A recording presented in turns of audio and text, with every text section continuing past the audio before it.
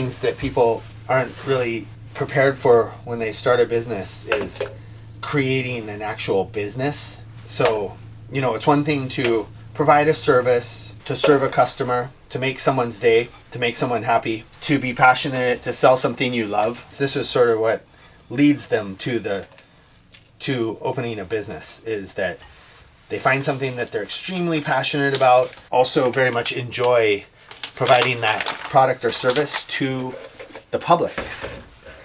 And that is something that just provides endless joy for both the business owner and the customer too. But then there comes a time, what happens is that at a certain point the business owner realizes they need to build a business. And what does that mean? Well, it means that they need to build some of the infrastructure to do some of the chores that are a business type chores. And that is something that is a sort of a painful process for any business owner. That's why I guess a lot of businesses go out of business, because the business owner decides that, that isn't actually what they were ready to sign up for. So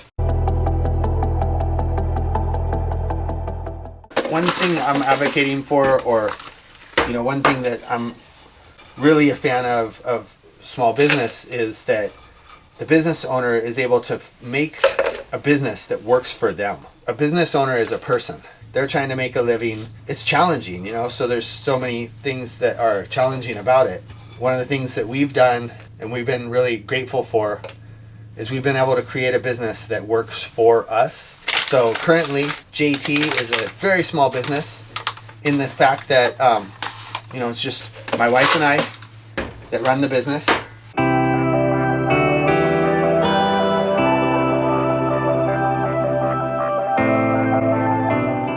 When I package tea, I try to imagine positive energy going into the tea. But actually now, I do it. I have pretty good time doing it. It's really meditative and it's fulfilling. It's a simple task that I get to see my progress as it goes, and so it's like pretty fun. I listen to music, I listen to audiobooks, I listen to a lot of business books and a lot of music, and try and have a lot of fun doing it. So my mind does wander when I'm packaging tea, I'll tell you that.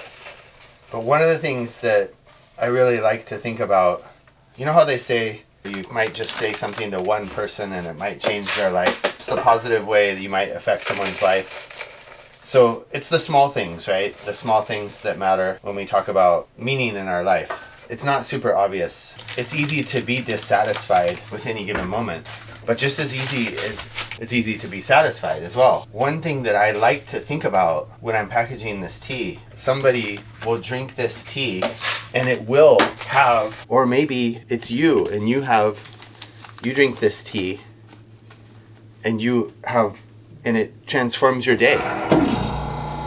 Maybe you were having a so-so day, you drink this tea and it positively impacts your day.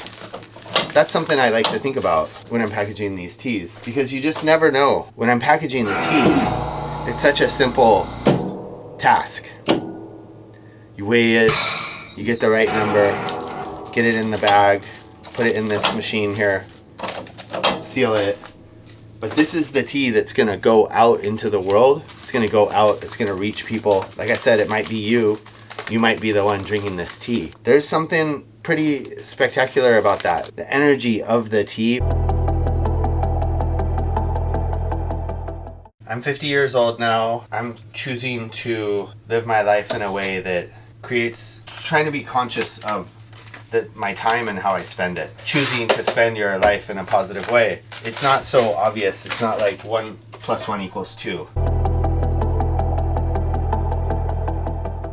I don't know if I told you guys the story yet, where I drank tea with a tea master in Taiwan. I've told this story probably 100 times in the tea house. But this tea master, for whatever reason, because of this guy's take on tea, because of his energy, because of his understanding about tea and the way this conversation we had, I was pretty moved by the experience. After leaving, this was in Taiwan, and I'm riding the bus from the venue back to either the high-speed rail or trying to get back to Tainan.